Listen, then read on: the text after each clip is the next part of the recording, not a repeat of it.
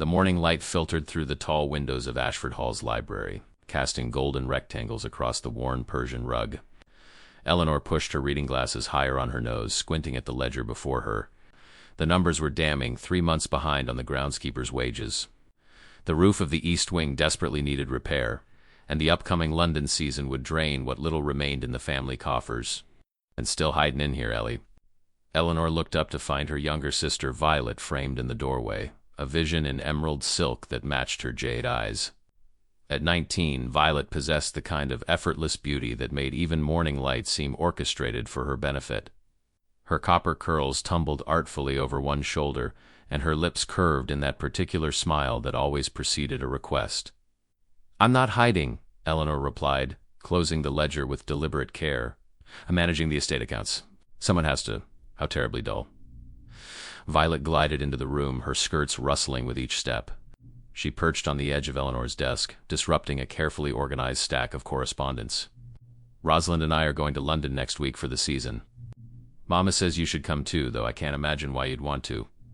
All those stuffy balls and tedious conversations." Eleanor felt the familiar sting, but kept her expression neutral. At 23, she had long since accepted her role as the practical daughter, the one who managed things while her sisters dazzled.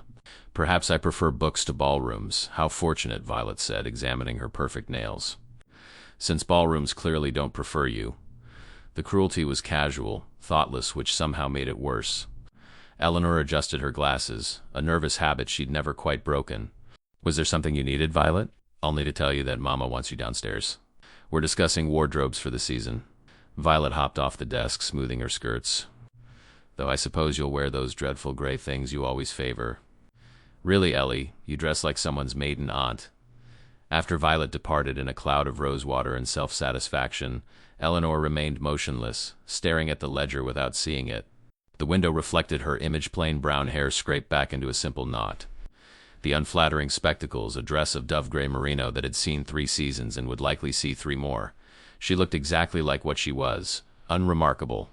The sound of carriage wheels on gravel drew her to the window. Her mother and eldest sister Rosalind were returning from their morning calls. Lady Margaret's voice carrying across the courtyard with its usual imperious clarity. "The Duke of Thornbury has returned to London," she was saying, her tone pitched with excitement. "After 5 years in the north. Can you imagine, Rosalind? The most eligible bachelor in all of England. And he'll be at the Whitmore Ball next week." Eleanor watched as her mother and sister swept into the house, their heads bent together in conspiratorial delight. The Duke of Thornbury. Even she had heard the stories, the mysterious nobleman who had inherited his title at 24 and promptly vanished to his northern estates, shunning society entirely.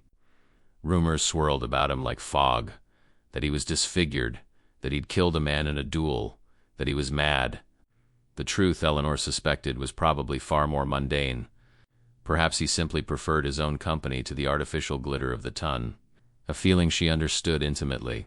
The afternoon brought the inevitable summons to her mother's sitting room, where Lady Margaret presided over fabric samples and fashion plates with the intensity of a general planning a military campaign. Rosalind reclined on the chaise longue, her golden hair arranged in Grecian curls that must have taken her maid hours to perfect. She looked like a painting, classical, serene, untouchable. "Ah, Eleanor," Lady Margaret said without looking up from a particularly lavish bolt of rose silk. "There you are. I've ordered new gowns for your sisters. For you, I thought we might refresh that blue muslin from last season. It's perfectly serviceable, of course." Mama Eleanor settled into the least comfortable chair, the one no one else wanted. Serviceable. The word might have been invented for her. "The Duke of Thornbury," Rosalind murmured, her blue eyes distant with calculation. "They say he's impossibly wealthy. 10,000 a year at least, perhaps more. And handsome, despite all those Gothic rumors." "More than handsome," Violet interjected, sprawling across the carpet with unseemly enthusiasm. "I heard Lady Pemberton describe him as devastatingly attractive, with a voice that could melt butter at 20 paces. Lady Margaret's eyes gleamed. "He'll have his pick of the season's debutantes. Rosalind, you must secure an introduction at the Whitmore Ball. A duke for a son-in-law would solve all our difficulties." Eleanor felt herself receding, becoming invisible even as she sat among them. This was her particular skill, the ability to occupy space without being noticed, to hear plans that didn't include her, to witness hopes that would never extend her direction. She studied her hands. noting the ink stains on her fingers from her morning's work, the calluses from handling the account books. Not the hands of a lady who might catch a duke's eye. "What do you think, Eleanor?" Lady Margaret asked suddenly. Eleanor's head snapped up. "I'm sorry? I asked what you think Rosalind should wear to catch the duke's attention. The rose silk or the ivory satin?" "The ivory," Eleanor said automatically. "With her coloring, it will be more striking under candlelight." Rosalind smiled, a rare, genuine expression directed at her middle sister. "You do have good taste, even if you refuse to exercise it on your own behalf." It was meant as a compliment, Eleanor supposed. She accepted it as she accepted most things from her family, with gratitude that was expected and resentment that was never acknowledged. The week before departure to London passed in a flurry of preparation that largely excluded Eleanor.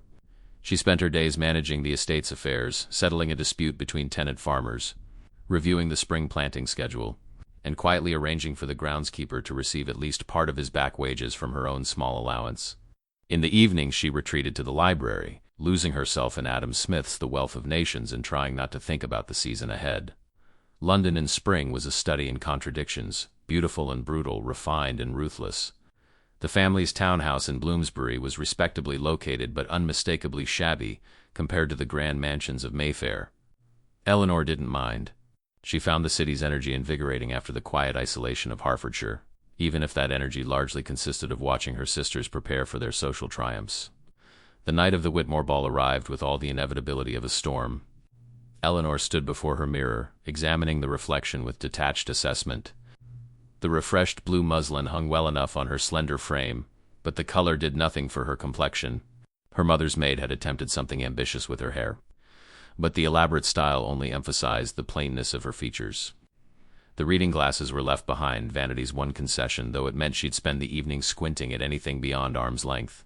"You look ... double quotes." Violet paused in Eleanor's doorway, searching for a word that wasn't actively insulting. "Nice.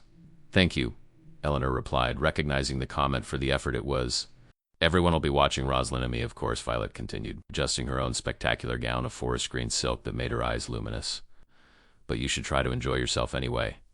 Perhaps you'll find some gentleman who values intellectual conversation over beauty. They must exist somewhere." Eleanor managed a smile. "I'm sure they're hiding in the library, where all sensible people go to escape balls." Violet laughed, a bright, thoughtless sound. "So you're so peculiar, Ellie." "I'm glad I'm not you." After Violet fluttered away in a cloud of jasmine perfume, Eleanor remained before the mirror. "I'm glad I'm not you." The words shouldn't have stung, they were simply true. Who would choose to be overlooked, undervalued, forever standing in more brilliant shadows? And yet, Eleanor thought with a flash of bitter honesty, she wouldn't trade places with either of her sisters. Their beauty was their burden, their only currency in a world that demanded they spend it wisely or face ruin.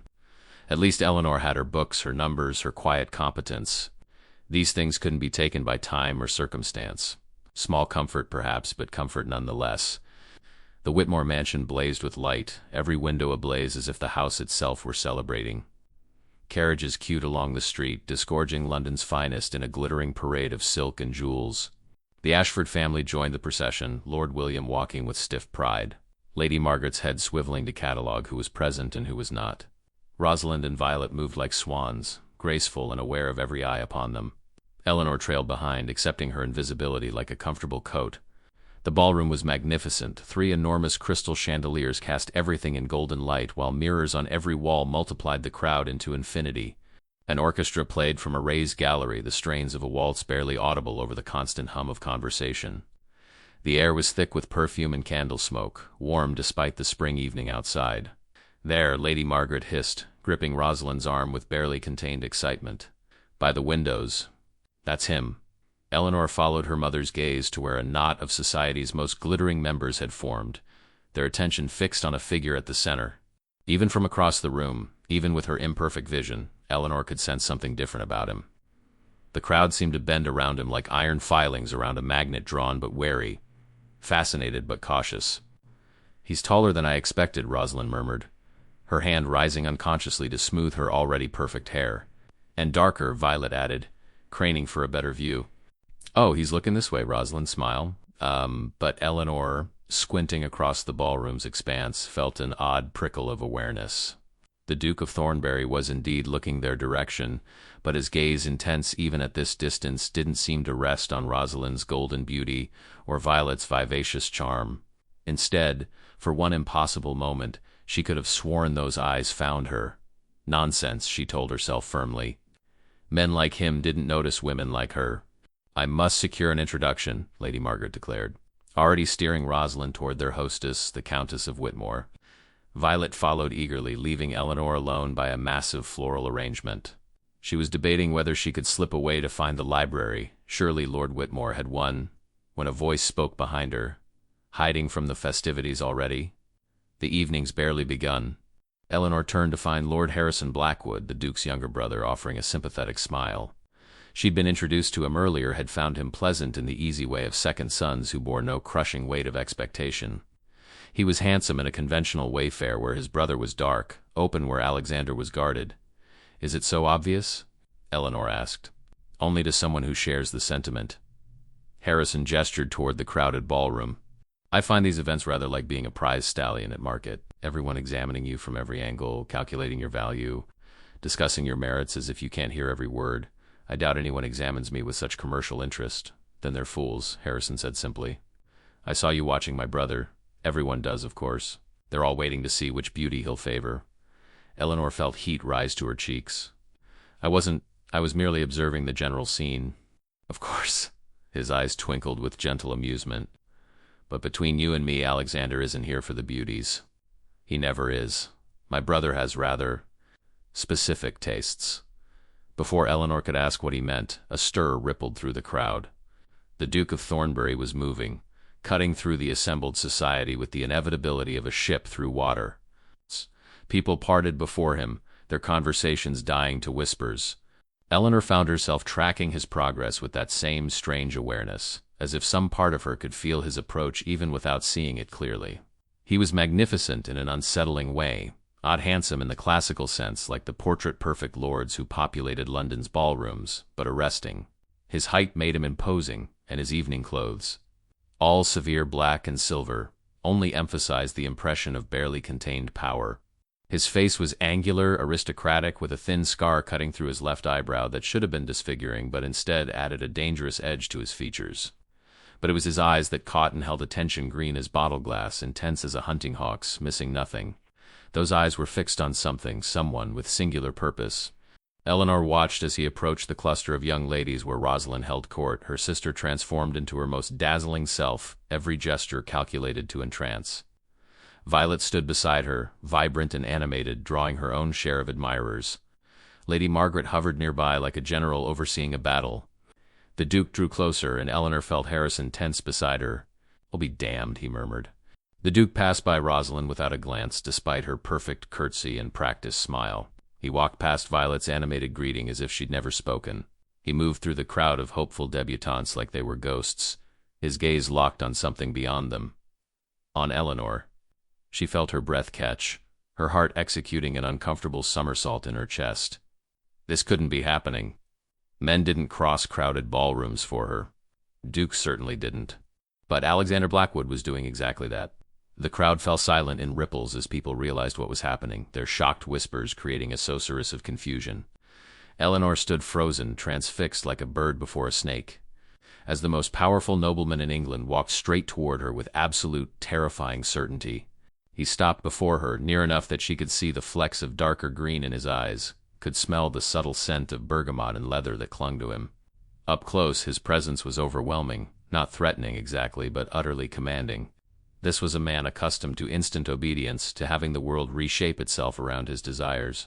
Eleanor found her voice, though it emerged smaller than she'd intended. "Your Grace."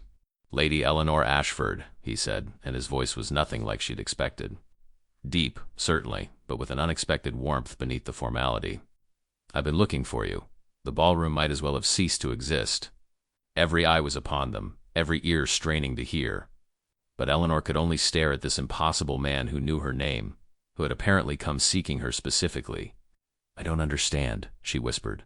Something that might have been a smile touched his severe mouth. "Don't you? I was rather hoping you might."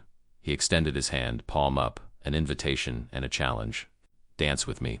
It wasn't a request. It wasn't quite a command either. something in between, an assumption that she would say yes because the alternative was unthinkable. Eleanor's mind raced through possible explanations: mistaken identity, a bizarre jest, a wager among bored noblemen. None of it made sense, but then nothing about this evening made sense. "I don't dance very well," she heard herself say, which was possibly the most ridiculous response in the history of ballroom encounters with dukes. "Then we'll be terrible together. Come." And because she could think of nothing else to do, because his eyes held hers with an intensity that made refusal feel impossible, because some reckless part of her wanted to know what would happen next, Eleanor placed her hand in his. His fingers closed around hers, warm, strong, surprisingly gentle. He led her onto the dance floor, and Eleanor was aware of every single person watching them. Could feel her mother's shock and her sister's disbelief like physical weights pressing against her spine. Lord Harrison stood where she'd left him, wearing an expression of astonishment mixed with what might have been approval. The orchestra, sensing drama, began a waltz. Alexander pulled her into position, his hands settling at her waist with perfect propriety and yet somehow feeling unbearably intimate. Eleanor had danced before, of course, awkward duty dances with country squires and elderly family friends, but never like this. Never with someone who moved with such unconscious grace, who led so effortlessly that even her admittedly mediocre skills seemed suddenly adequate. "You're wondering why," he said, not a question but a statement. Eleanor met his eyes, something in his directness demanding honesty in return. "Everyone is wondering why. Let them wonder." They turned, the ballroom spinning around them in a blur of light and color. "I came to London for one purpose, Lady Eleanor, to find you. But you don't know me, don't I?" His eyes held hers with that same unsettling intensity. "I know you manage your family's estate while others take the credit. I know you've used your own allowance to pay servants' wages. I know you prefer philosophy to fashion, substance to superficiality. I know you're underestimated by everyone around you, and that you've learned to make yourself small to avoid their disappointment." Eleanor stumbled, her feet forgetting their pattern. Alexander steadied her without missing a beat, his grip firm and reassuring. "How ... double quotes," she began, but couldn't finish the question. How did he know these things? How had he noticed her when no one else did? "I have a confession to make," Alexander said, guiding her through a turn. "We've met before, though you wouldn't remember. 3 years ago at a county assembly in Hertfordshire. I was there on business, inspecting property near your estate. You were in the corner reading, completely oblivious to the dancing, when your father approached and insisted you'd put away your book and be sociable. I watched you comply with such graceful resignation that I wanted to tell him to leave you be." Eleanor's mind raced backward, trying to recall. 3 years ago. She'd attended that assembly under protest, had indeed brought a book. There'd been men there, certainly, but she'd paid them little attention. "I asked a friend who you were," Alexander continued. "He told me about the Ashford family, the 2 beautiful daughters who would make brilliant matches, and the middle one who was rather plain but useful around the estate." His exact words. Something hot and painful twisted in Eleanor's chest.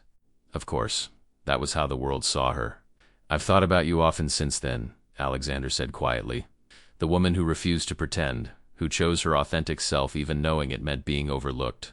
I admired your courage, Lady Eleanor, even if you don't see it as such." "That wasn't courage," Eleanor said, her voice tight. "That was acceptance of my limitations. No." His hand tightened slightly at her waist, and his eyes blazed with sudden intensity. "That was integrity. You didn't try to become something you're not, didn't twist yourself into shapes designed to please others. You remained yourself even though the world punished you for it. It's the rarest kind of courage." The waltz was ending, the final notes hovering in the air like a held breath. They stood motionless in the center of the floor, the world stopped around them. Eleanor was acutely aware of every point where their bodies touched, of the heat radiating from him, of the way he looked at her as if she were the only person in the room, as if she mattered. "Your Grace," she began, but he shook his head. "Alexander," he said. "When we're alone, call me Alexander. We're not alone. We're in the middle of the Whitmore ballroom with 500 people staring at us." The corner of his mouth lifted. "Are we?" I hadn't noticed. He bowed, formal and correct, then raised her hand to his lips. The kiss he pressed there was brief, proper, and yet Eleanor felt it like a brand. When he straightened, his eyes held a promise. "I came for you, Eleanor Ashford," he said, loud enough now that those nearby could hear. "And I'm not leaving without you." Then he was gone, striding toward the doors with the same purposeful grace he'd shown arriving. The crowd parted for him automatically, their whispers rising to a roar the moment he disappeared from view. Eleanor stood alone on the dance floor, her hand still warm from his kiss, her world fundamentally altered in the space of a single waltz. Lord Harrison appeared at her elbow, grinning like he'd just witnessed something miraculous.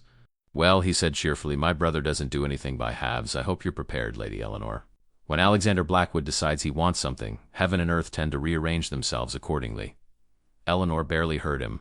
She was staring at her hand, at the spot where Alexander's lips had touched, trying to understand what had just happened.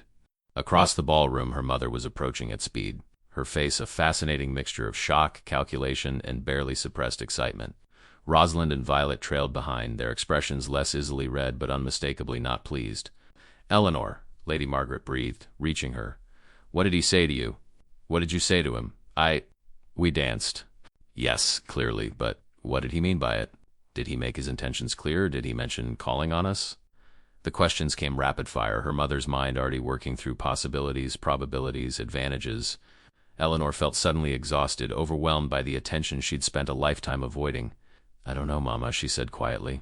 "I don't know what any of it meant, but that was a lie." She knew exactly what it meant, even if she couldn't quite believe it.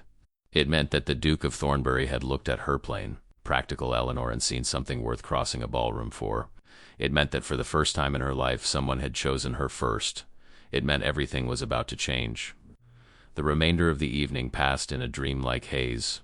Eleanor danced twice more, once with Lord Harrison and once with a viscount whose name she immediately forgot, but her mind was elsewhere, replaying those moments with Alexander again and again, searching for meaning in every word, every gesture. Around her, the gossip spread like wildfire through dry grass. The Duke's singular attention to the previously invisible Ashford daughter became the only topic worth discussing, theories proliferating with each retelling.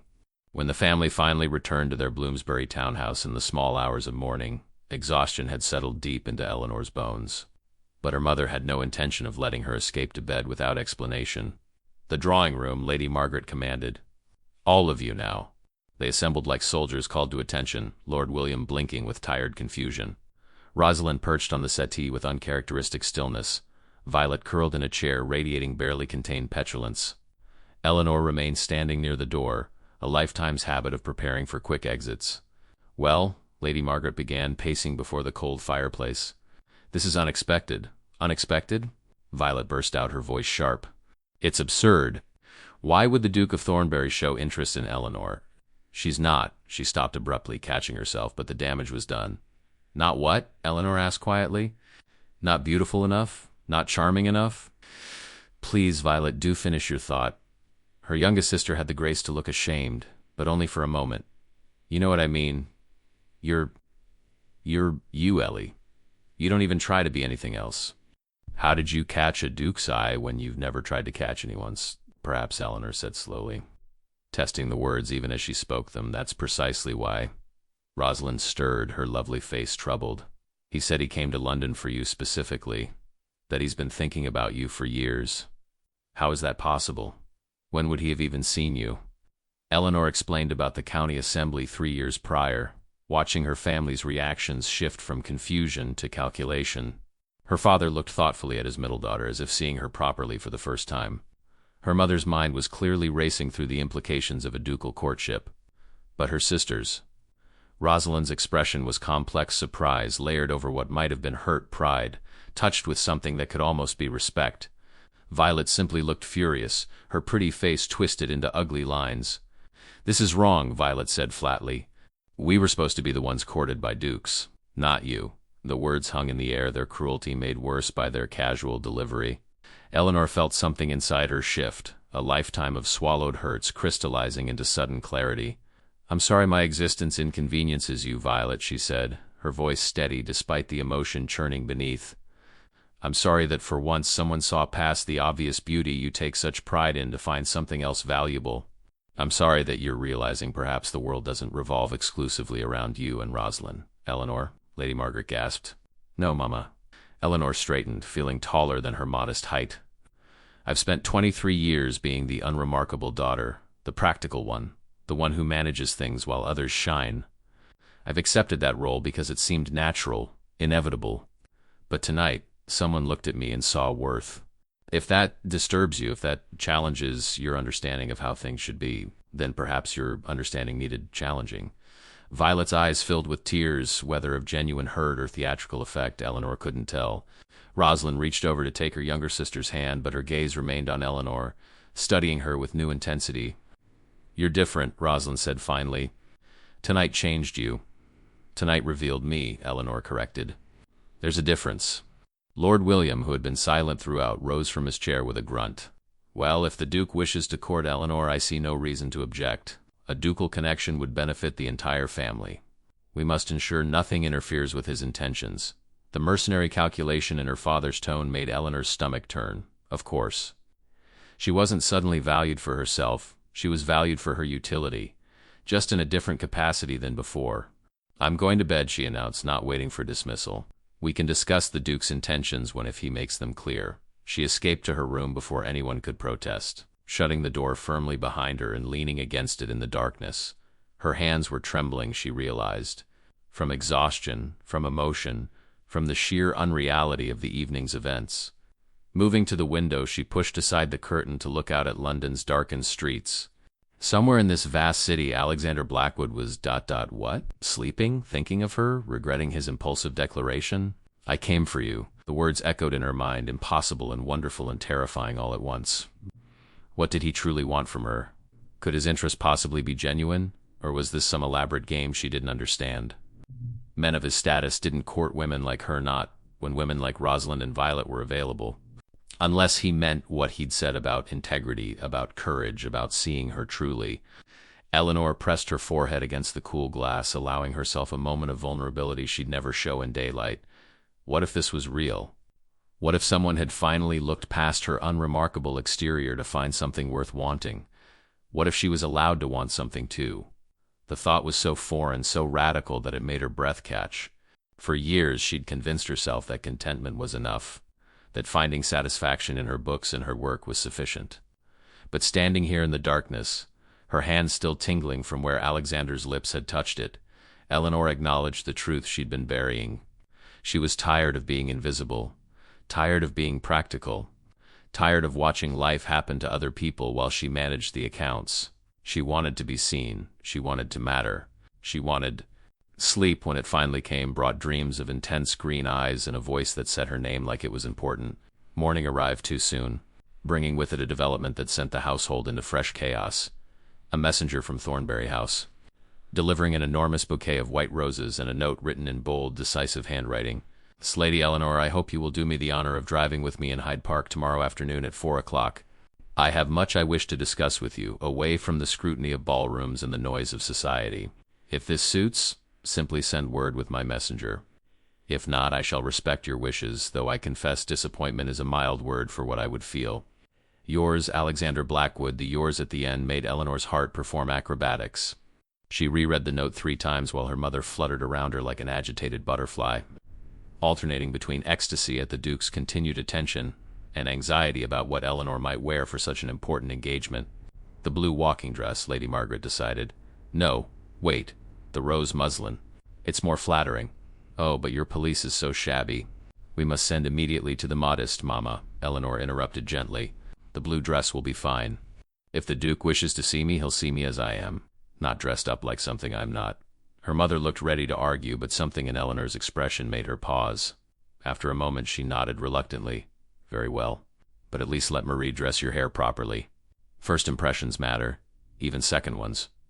Eleanor agreed to this compromise, more to give her mother something to focus on than from any real belief that her hairstyle would influence Alexander's intentions.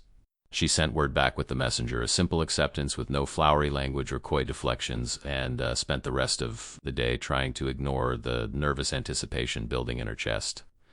That evening brought an unexpected visitor, Lord Harrison Blackwood, looking far too amused for propriety. "I've come to assure your family that my brother's interest is entirely serious and entirely honorable," he announced, settling into the drawing room with the ease of someone accustomed to being welcome everywhere. "Also to prepare you, Lady Eleanor, for what's coming." "What's coming?" Eleanor asked wearily. Society's reaction. Harrison's expression sobered. "My brother has made his preference clear, which means you've become the most talked-about woman in London overnight.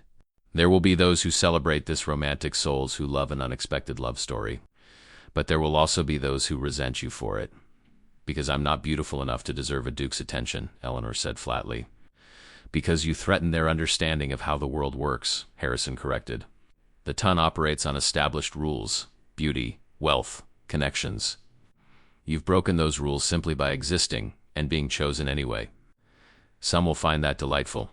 Others will find it offensive. Rosalind, present for this conversation, spoke up quietly. They'll be cruel to her. Probably, Harrison agreed with unfortunate honesty. The question is whether Lady Eleanor has the strength to withstand it. All eyes turned to her. Eleanor felt the weight of their scrutiny, her parents' anxious hope, her sister's complicated mix of emotions, Harrison's genuine concern, and beneath it all her own question, did she have that strength? I've withstood being overlooked my entire life, she said finally. Perhaps being noticed with hostility will make for an interesting change. Harrison laughed, delighted. Oh, I like you. No wonder Alexander was so certain. Certain of what? That you'd be worth any amount of trouble. He stood, preparing to depart. One more thing. My brother asked me to tell you that when he speaks with you tomorrow, he intends to be completely honest about his past, his present, and his intentions. He asks only that you hear him out before making any judgments.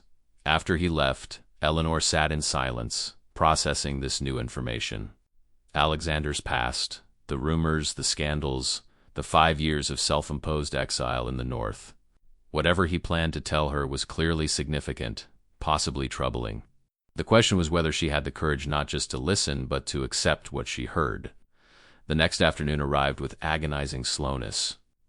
Marie did indeed work magic with Eleanor's hair, creating a softer style that framed her face in a way that was actually flattering. The blue walking dress, while not new, fit her well, and someone had clearly brushed it until the wool practically shone. Her mother produced a pelisse that Eleanor had never seen before clearly. New and clearly purchased in secret in a shade of dove gray that complemented her coloring beautifully. You look lovely, dear, Lord William said gruffly, surprising them all. Really quite lovely. Eleanor blinked back sudden tears at her father's uncharacteristic warmth. Perhaps she'd been selling her family short. Perhaps they simply hadn't known how to value what she offered until someone else showed them it had value. Or perhaps she was feeling charitable because she was about to see Alexander again. At precisely 4 o'clock, a magnificent carriage pulled up before their townhouse black lacquer with silver fittings, the Thornbury crest emblazoned on the door. Alexander descended with athletic grace, and Eleanor's breath caught despite her determination to remain composed. In daylight he was even more striking. The sun caught red highlights in his dark hair, and his eyes were impossibly green against his pale skin. He bowed to her parents with perfect formality, exchanged pleasantries that were clearly just social obligation, then turned to Eleanor with an expression that softened his severe features. You look beautiful, he said simply. I look the same as I always do, Eleanor replied, then winced at her own reflexive deflection. Exactly. His smile was slight but genuine. Shall we? He handed her into the carriage with careful attention, his touch lingering just a moment longer than strictly necessary. As they pulled away from the curb, Eleanor caught a glimpse of her family watching from the window, her mother wringing her hands, her father looking stern, her sisters' faces unreadable. Your family seemed nervous, Alexander observed, as the carriage joined the flow of traffic toward Hyde Park. They're not quite sure what to make of your interest in me, and what do you make of it? Eleanor considered lying, offering some coy response that would preserve mystery, but his earlier words about honesty echoed in her mind. I'm equally uncertain. Duke or not, you're a stranger who claims to have been thinking about me for 3 years based on a single glimpse at a country assembly. It's romantic in a Gothic novel sense, but in reality, it's rather alarming. Alexander laughed, a real laugh that transformed his face entirely. I suppose it is. Very well. Let me attempt to seem less alarming by providing context. The carriage entered Hyde Park, joining the fashionable parade of vehicles along Rotten Row. Eleanor was acutely aware of the attention they were drawing, the heads turning to watch, the whispers that followed in their wake. But Alexander seemed oblivious, his attention focused entirely on her. 3 years ago I was in a dark place, he began, his tone losing its earlier levity. My father had died the year before, leaving me a title I'd never expected and responsibilities I wasn't prepared for. I was grieving, angry, and drowning in obligations I didn't understand. That county assembly was supposed to be a brief distraction from a state business. He paused, his eyes distant with memory. And then I saw you sitting in that corner with your book, completely content in your solitude. When your father insisted you socialize, I watched you mark your page carefully, set the book aside with such gentleness, and join the dancing with grace despite obvious reluctance. You didn't complain or pout or try to make anyone feel guilty for interrupting you. You simply did what was asked as kindly as possible, then returned to your book the moment you could. That's not particularly remarkable, Eleanor said quietly. It was to me, because in that moment I realized that contentment wasn't something I'd lost, it was something I'd never had. You had found peace in a book, satisfaction in your own company, joy without needing external validation. I'd been chasing approval, status, purpose from outside sources my entire life, and there you were, completely self-sufficient. Eleanor felt something tighten in her chest. I'm not as content as you think. I'm beginning to understand that. He turned to look at her directly, and the intensity in his gaze made her breath catch. Which is why I'm going to tell you everything, Eleanor. And then you can decide if what I'm offering is something you want. The carriage slowed as traffic thickened, giving them a semblance of privacy despite being surrounded by London's elite. Alexander drew a breath, and Eleanor sensed the weight of what he was about to share. You've heard the rumors about me, I'm sure. The whispers about why I vanished to Yorkshire for 5 years, some of them are true. I did fight a duel. My best friend challenged me after discovering I'd been conducting an affair with his wife. He died not by my hand directly, but from fever that set in after he was wounded. His blood is on my conscience regardless. Eleanor said nothing, letting him continue. I was 24, arrogant, and convinced that my title and wealth meant I could take whatever I wanted without consequence.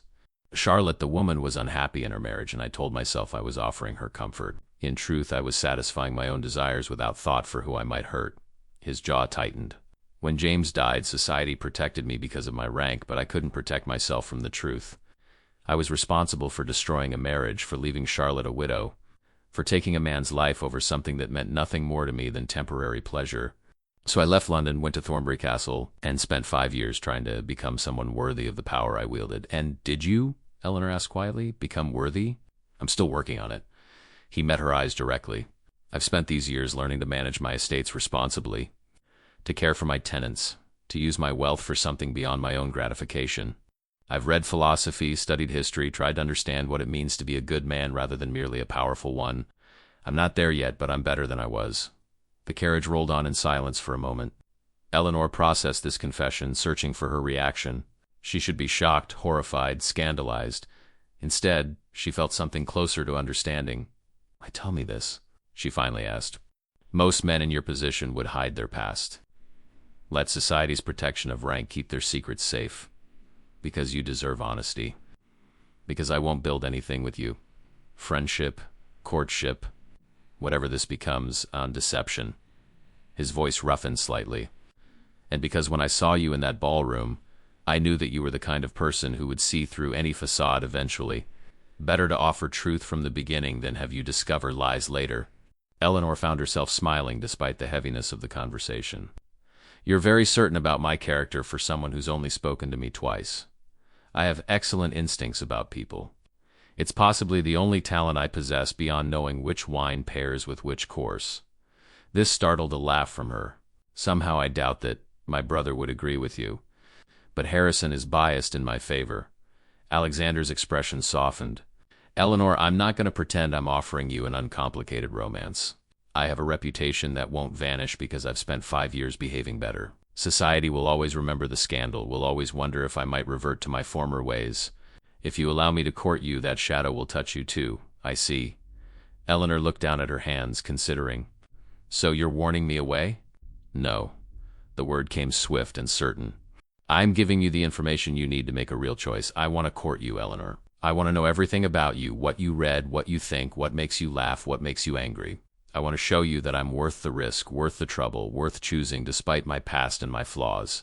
He reached over, taking her hand gently. But I won't trap you with ignorance. Whatever you decide, decide with your eyes open. Eleanor stared at their joined hands, his large and strong, hers smaller and marked with ink stains. Such an unlikely pairing. But then, everything about this was unlikely. I have a question, she said slowly. Ask. Why me, truly? Not the poetic version about seeing me at an assembly and being struck by my contentment. The real reason. Alexander was quiet for a long moment, his thumb moving absently across her knuckles. When he spoke, his voice was low, almost hesitant. Because you're real. Every other woman I've ever known has worn a mask of beauty, of charm, of whatever they think men want to see. But you don't. You're so genuinely yourself that it's almost startling. And I realized, watching you at that ball, that I was tired of masks. I wanted something authentic. Someone who wouldn't perform or pretend. Someone who might see past my title and my wealth to whatever actual person exists beneath. He looked at her then, vulnerable in a way that seemed foreign to his severe features. I'm hoping that person is worth knowing, but I understand if you need time to decide if you're willing to find out. Eleanor sat with this honesty, feeling its weight. Around them, London continued its elegant parade, oblivious to the significant conversation happening inside the Duke's carriage. She could see curious faces turned their way, could imagine the speculation that would fill drawing rooms tonight. Let them speculate. I have a confession of my own, she said finally. I'm not as self-sufficient as you think. I've spent my life telling myself that being overlooked was acceptable, that I didn't need the things my sisters needed: attention, admiration, romance. But that was a lie I told myself to make being invisible hurt less. She met his eyes, forcing herself to maintain the honesty he'd offered her.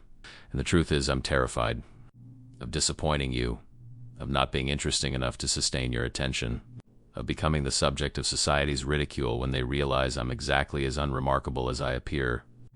I'm terrified that this is some mistake you'll regret once the novelty wears off, Eleanor, but, she continued, her voice strengthening, I'm more terrified of letting fear make my choices for me.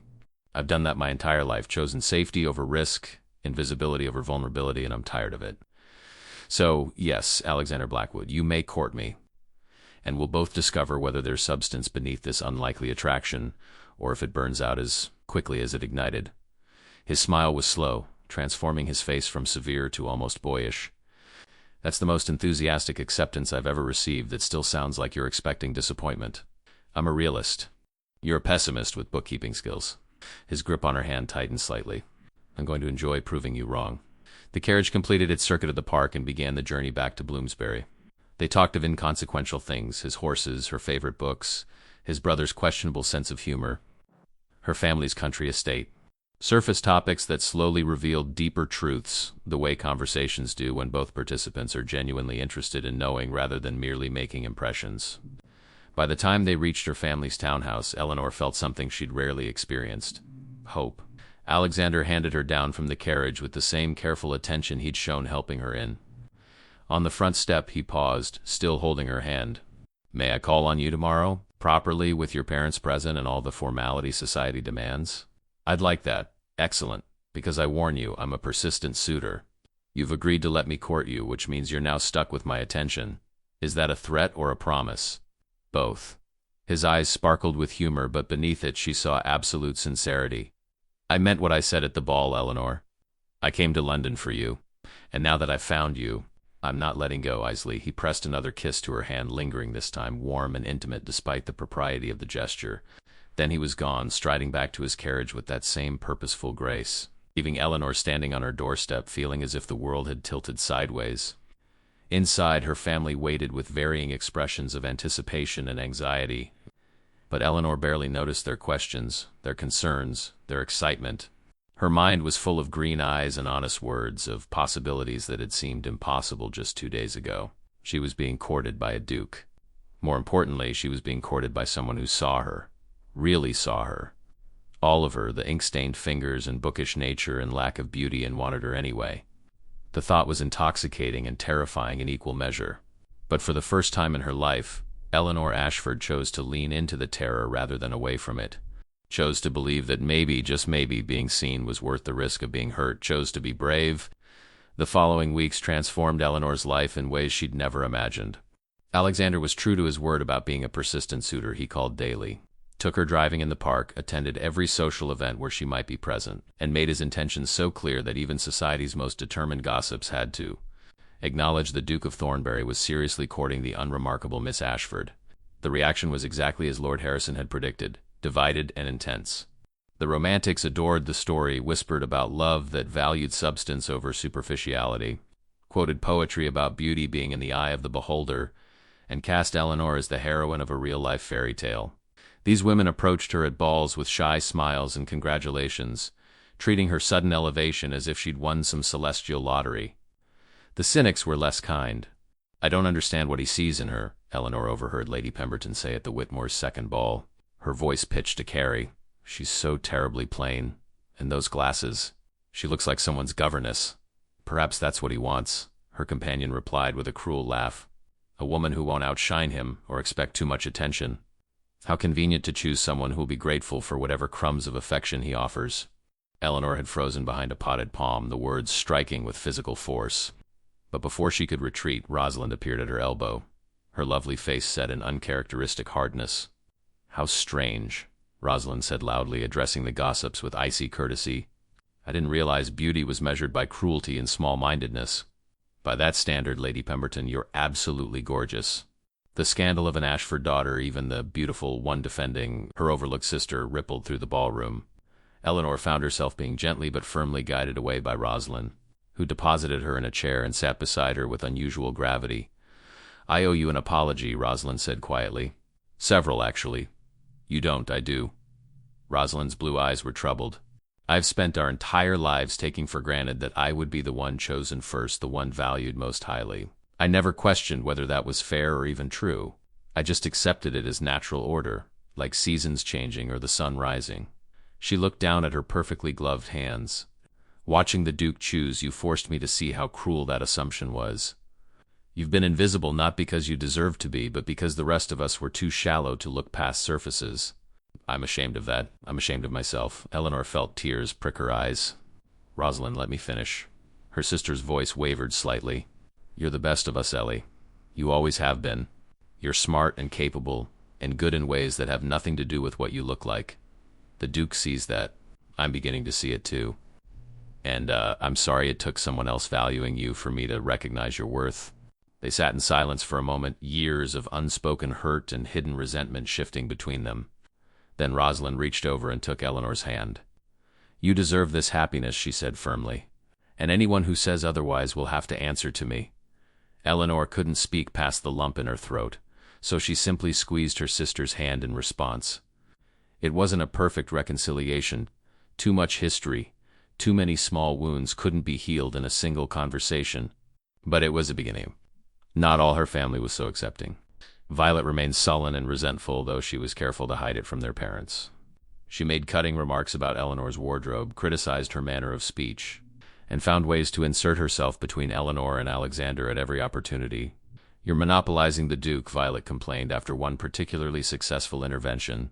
"It's rude to assume all his attention should go to you." "He's courting me," Eleanor pointed out reasonably. "I think that rather implies his attention is meant to go to me. Courting isn't the same as married. Things can change. He might realize his mistake." The naked hope in Violet's voice was almost pitiable.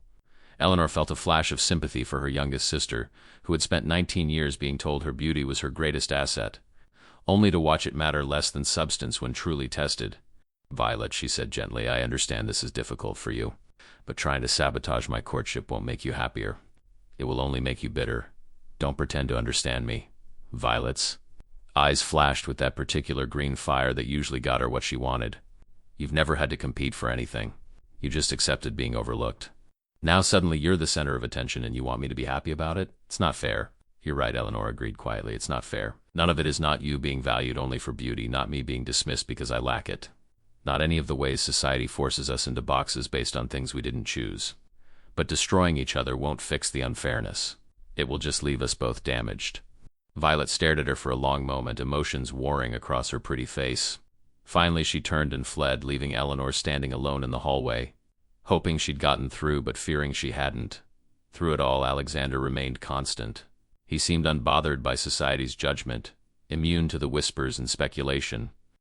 When Eleanor expressed doubt, as she frequently did, he met it with patience and gentle persistence.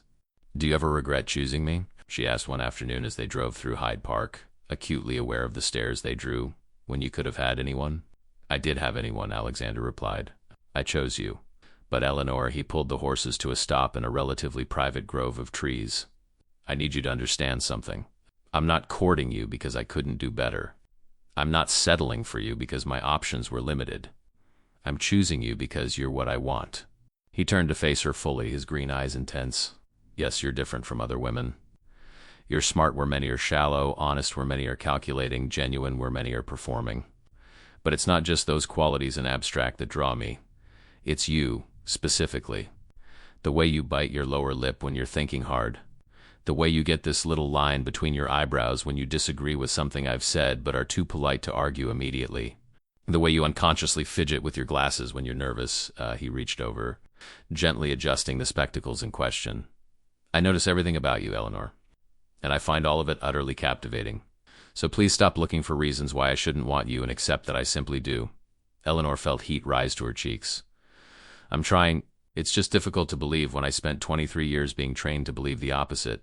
"Then I'll remind you daily until you believe it." His voice softened. "I'm a patient man, Eleanor, and you're worth the patience." As spring deepened toward summer, their courtship continued to defy expectations. Alexander began spending time at Ashford Hall, riding out with Eleanor to inspect the estate, discussing improvements and strategies. He listened with genuine interest as she explained her management techniques, asked thoughtful questions about crop rotation and tenant relations, and made suggestions that showed he'd been thinking deeply about their conversations. "You've kept this place running essentially by yourself," he said one afternoon as they surveyed the fields from horseback. "Your father has no idea how much he relies on you." "He's had much to worry about," Eleanor said, automatically defensive of her father despite knowing the criticism was fair. "That's not an excuse for failing to value what you provide." Alexander's jaw tightened. "You deserve recognition for your work, Eleanor. Not just from me, but from your own family." Eleanor was quiet, moved by his anger on her behalf. "They're beginning to see me differently. Rosalind especially. That's more than I had before you arrived. It's less than you deserve." He reached over, taking her hand. They'd grown comfortable with small touches, his hand at her elbow, her fingers brushing his arm, these moments of connection that spoke of intimacy developing. But this felt different, more significant. "When we marry," Alexander said, and Eleanor's breath caught at the casual certainty in his voice, "I want you to manage our estates. Not as a hobby or to keep yourself occupied, but as an equal partner in our holdings. Your mind is too valuable to waste and your skills too important to ignore." "When we marry," Eleanor repeated, focusing on the presumption to avoid addressing the rest. When Alexander confirmed, his eyes holding hers. "Not if. I should probably propose more formally with proper romance and flowery speeches. But I'm not very good at those things. What I am good at is recognizing value and refusing to let it slip away. You're valuable, Eleanor. To me specifically, but also in general. And I'm not fool enough to risk losing you to false modesty or excessive patience." Eleanor's heart was racing, her mind spinning. This was too fast, too sudden, too overwhelming. And yet, "We've known each other less than 2 months, she managed. "I've known of you for 3 years. I've been actively courting you for 6 weeks. I'm 29 years old, wealthy beyond measure, entitled to boot. I don't need more time to know what I want." He dismounted in a fluid motion, then reached up to help her down. "But you do, so I'm not asking yet. I'm simply informing you of my intentions so you're not surprised when I eventually ask. Formally." Eleanor found herself laughing despite the emotional intensity of the moment. "You're very presumptuous. I prefer the term confident." He kept his hands at her waist, standing close enough that she had to tilt her head back to meet his eyes. "Tell me honestly, Eleanor, does the idea of marrying me horrify you?" "No," she admitted quietly. "Does it appeal to you?" Yes. "Then that's enough for now." He released her, but slowly, reluctantly. "I can be patient about timing. What I can't be patient about is pretending I don't know exactly what I want." They remounted and rode back toward the hall in comfortable silence, but Eleanor's mind was churning. Marriage to Alexander would change everything, elevate her to a duchess, move her from Ashford Hall to Thornbury House and the castle in Yorkshire, tie her life permanently to his reputation and his past. But it would also mean being seen every day, being valued, being chosen. The question was whether she was brave enough to take that final leap. The answer came unexpectedly a week later, at yet another ball where Eleanor was beginning to feel comfortable despite the persistent stares and whispers. She was standing with Alexander and Lord Harrison, discussing a book on political economy that all three had read, when a voice cut through their conversation like a knife. "How charming. The Duke has taught his little governess to have opinions." Lady Charlotte Pemberton stood before them, beautiful and cruel in rose silk, her eyes glittering with malice.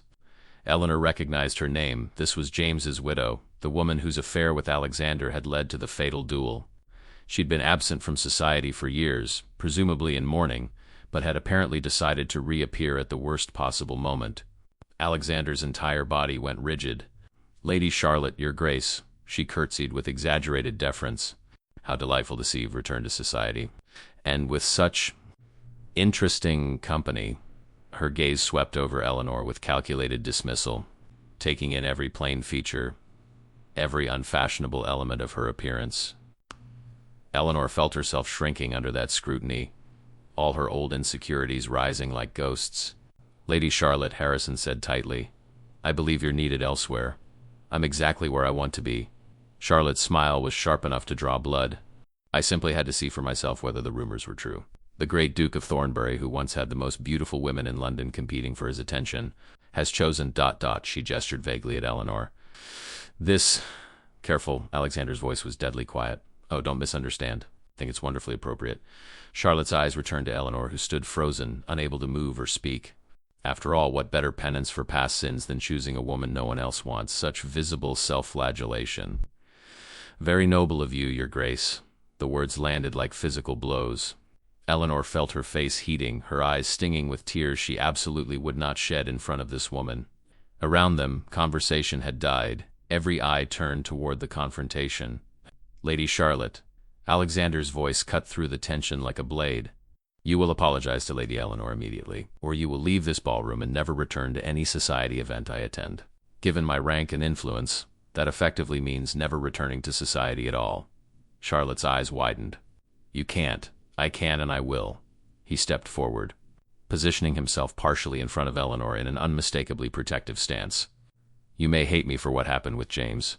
You're entitled to that hatred. But you will not take your anger out on an innocent woman who has done nothing to harm you. Nothing? Charlotte's beautiful face twisted with ugly emotion. She exists. She stands there wearing your attention like borrowed finery, pretending she deserves the admiration that should go to her betters. That's harm enough. No. Eleanor's voice surprised even herself, emerging stronger than she felt. She stepped out from behind Alexander's protective bulk, facing Charlotte directly despite her trembling hands. What harms you is your own bitterness, your own inability to accept that beauty isn't the only thing of value, that perhaps, just perhaps, there are qualities worth more than a pretty face. Charlotte's eyes blazed. You dare, I dare, Eleanor continued, her voice gaining strength as she spoke. I dare to exist without apologizing for my appearance. I dare to accept that someone might value my mind, my honesty, my character over surface beauty. I dare to believe I deserve kindness and respect regardless of whether I fit society's narrow definition of attractiveness. She took a shaky breath, aware that every eye in the ballroom was on her, that this moment would define how society saw her going forward.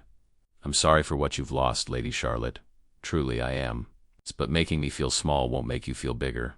Tearing me down won't bring back what you've lost. It will only reveal that beneath your beautiful exterior, you're empty. The silence that followed was absolute. Charlotte stood motionless, her face a mask of shock and fury. Then she turned and swept from the ballroom, her exit dramatic but defeated. Eleanor began to shake in earnest as the adrenaline drained away. Alexander's hand found hers, warm and steady. That, he said quietly, was magnificent. Around them, the ballroom erupted not in gossip or censure, but in something that sounded remarkably like approval. Several women approached to offer congratulations, their smiles genuine. Even the dowagers nodded with what might have been respect. Eleanor had just done the impossible. She'd stood up to society's cruelty and won. But the cost was written in her trembling hands, her racing heart, her overwhelming need to escape the scrutiny she'd just invited upon herself. Alexander, reading her perfectly, made their excuses and guided her out onto the terrace, away from the crowd and its suffocating attention. I can't breathe, Eleanor gasped once they were alone. I shouldn't have. Everyone was watching Eleanor. Alexander's hands cupped her face gently, forcing her to focus on him. Breathe. Just breathe. She did, drawing in great gulps of cool evening air while he waited patiently, his thumbs moving in soothing circles against her cheeks. Slowly, her panic receded, leaving exhaustion in its wake. I've never done anything like that before, she whispered. I know. His eyes were soft with something that might have been pride. But you were overdue. You've spent too long letting people diminish you without consequence. She hates me now. She already hated you. Now she also respects you. He smiled slightly. There's a difference. Eleanor leaned into his touch, allowing herself this moment of vulnerability. Alexander, I'm not brave, not really. I'm terrified most of the time. Tonight I was shaking the entire time. Courage isn't the absence of fear, he said quietly. It's acting despite fear. You were afraid, but you stood your ground anyway. That's bravery, Eleanor. She looked up at him, this unexpected man who'd walked across a ballroom and changed her life. What if I'm not strong enough for this? For you? For society? For the attention that comes with being your... She stopped, not quite willing to finish the thought. My what? He prompted gently. My Duchess? The word hung between them, full of promise and terror. I was going to say your partner, Eleanor said carefully. Duchess is a title. Partnership is a choice. Then be both. Alexander's hand slid down to her shoulders, his touch warm through the thin fabric of her dress. Be my partner in truth, Eleanor. Share my name, my life, my responsibilities. Stand beside me as an equal, not as an ornament or a duty. Help me be the man I'm still trying to become. This was it, Eleanor realized. Not a formal proposal with romance and fanfare, but something more honest, an invitation to build something real together. Imperfect, but genuine. I don't know how to be a duchess, she said honestly. I didn't know how to be a duke. We'll figure it out together. He paused, then added with absolute sincerity, I love you, Eleanor. Not who you might become, not a idealized version I've imagined. You, exactly as you are, in stained fingers, bookish nature, sharp tongue, brave heart, and all. Eleanor felt tears spill over despite her best efforts. I love you too, she whispered. I don't quite understand how or why, given that we've only known each other a few weeks, but I do. I love your intensity and your honesty and the way you see me when everyone else looks through me. Is that a yes? That's a yes. Alexander's smile was radiant, transforming his severe features into something almost boyish. He pulled her close, wrapping his arms around her in a way that was probably scandalous for an unengaged couple, but felt absolutely right. Eleanor buried her face against his chest, listening to the steady beat of his heart, and allowed herself to believe in this impossible thing. She was going to marry a duke. More importantly, she was going to marry someone who loved her, not despite her plainness or her bookishness or her lack of conventional beauty, but because of the person all those things made her. We should return to the ballroom, Alexander murmured eventually. Make a proper announcement before gossip does it for us. Must we mean? I was rather enjoying hiding on the terrace, unfortunately, yes. Duchess lessons begin immediately, and the first one is, you can't hide from society when you're planning to join its highest ranks. Eleanor pulled back with a mock groan. I'm beginning to regret this decision already. Liar. His eyes sparkled with humor and happiness. You're exactly where you want to be. And looking up at him, Eleanor had to admit the truth. He was right. The weeks following their engagement passed in a whirlwind of activity. The announcement in the Times created exactly the sensation Alexander had predicted. Society divided between those who found the match romantic and those who found it inexplicable. But Eleanor, bolstered by Alexander's unwavering support and her own growing confidence, found she cared less about others' opinions than she once had. Her family's reaction was complex.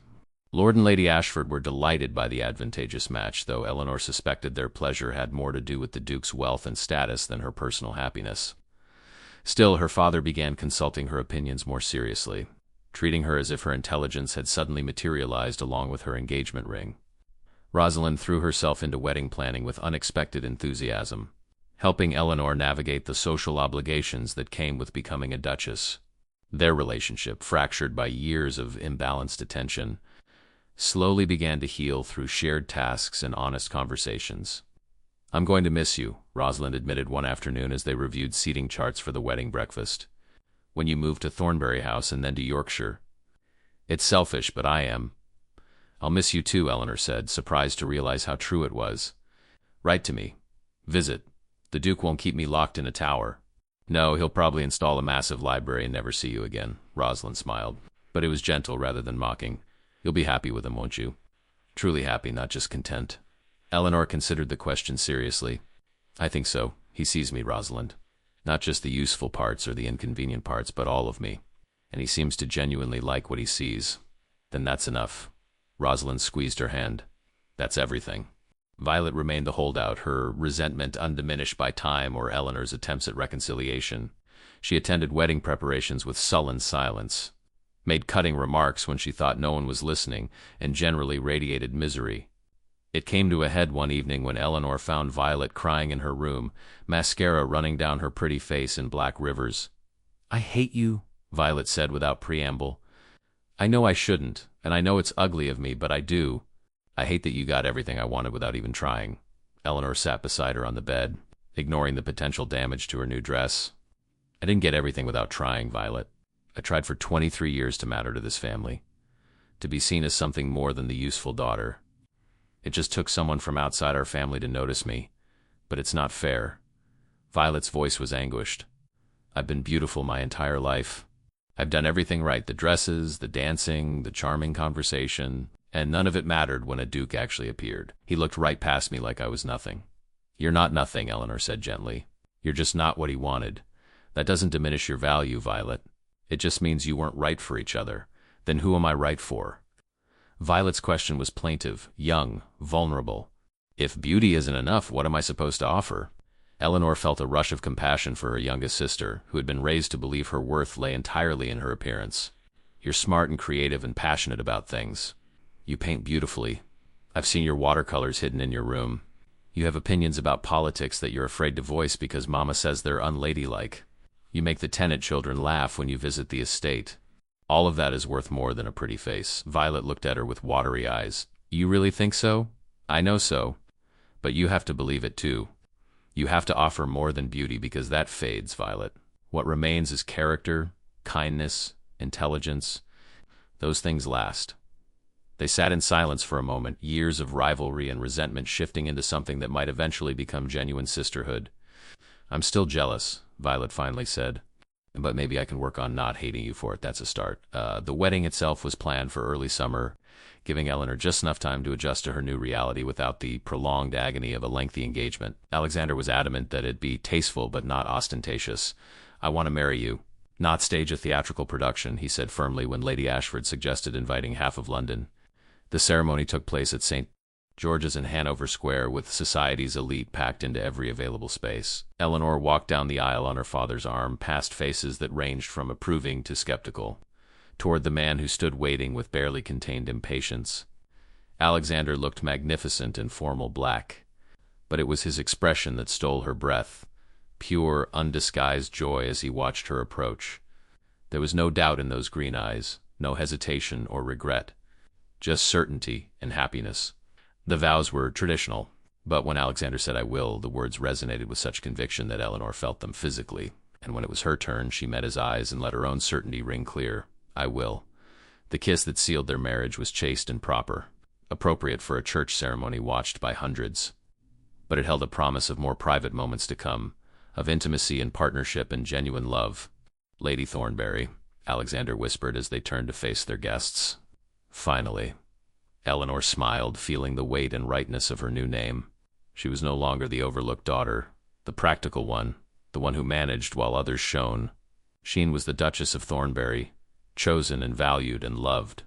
The wedding breakfast at Thornbury House was everything Eleanor had quietly hoped for, elegant but not overwhelming, filled with genuine well-wishers rather than social climbers. Harrison gave a speech that managed to be both moving and hilarious, referencing his brother's gothic, brooding phase and Eleanor's infinite patience with insufferable dukes. Even Violet managed to smile, though it was bittersweet. As evening fell and guests began to depart, Alexander found Eleanor standing in their library, running her fingers along the spines of leather-bound books. "Overwhelmed?" he asked, coming to stand behind her. "A bit. It's been quite a day. It's been quite a year." His arms came around her waist, pulling her back against his chest. "Last spring I was alone in Yorkshire, convinced I'd spend my life in self-imposed exile. Now I'm married to the most remarkable woman in England." Eleanor leaned into his embrace, feeling safe and valued in a way she'd never experienced before. "I was sitting in Ashford Hall's library, balancing accounts and convinced I'd spend my life managing other people's happiness while never finding my own. And now? Now I'm the Duchess of Thornbury, married to a man who crossed a ballroom to find me when everyone else was looking elsewhere." She turned in his arms, meeting his eyes. "It's terrifying and wonderful, and I still can't quite believe it's real." "Believe?" Alexander's hands cupped her face with infinite gentleness. "You're mine, Eleanor, and I'm yours, for all the years we're given, through whatever challenges come. Partners in truth, remember?" "Partners," she agreed. The kiss that followed was neither chaste nor proper. It was passionate and claiming and full of promise. Eleanor melted into him, allowing herself to feel wanted in a way she'd never thought possible. When they finally broke apart, both breathing heavily, Alexander rested his forehead against hers. "I love you," he said simply. "I know I've said it before, but I'll say it every day for the rest of our lives.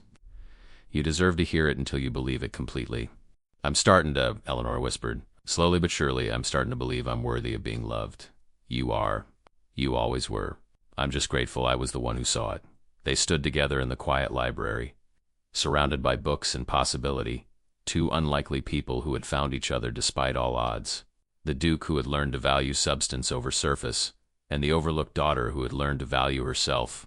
Outside, London continued its endless dance balls and gossip and social maneuvering. But inside Thornbury House, in the private sanctuary of their library, Eleanor and Alexander Blackwood began their life together. A life built on genuine love, mutual respect, and the revolutionary idea that being truly seen was worth more than any amount of conventional admiration. A life where the woman everyone overlooked became the woman one man couldn't look away from. And that made all the difference.